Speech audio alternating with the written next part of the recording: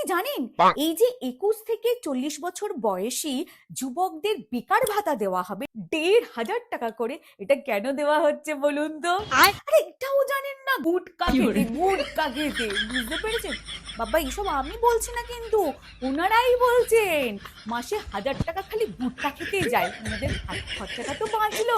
দেখুন ভিডিওটা। এই লোকগুলাকে যদি আমরা ঠিক মতন কনভিন্স করতে পারি, আমার মনে হয় আমাদের এবার ভোটে জেতা শুধু সময়ের অপেক্ষা।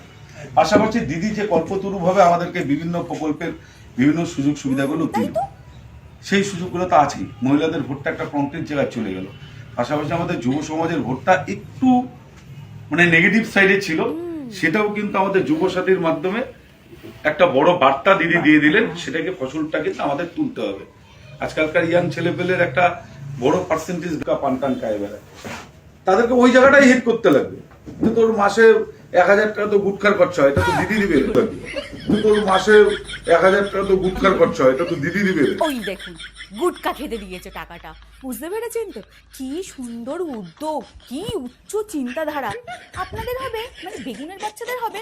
হবে না, হবে না, জনমেও হবে না। এইসব বুদ্ধি খালি ওনারই থাকে একমাত্র।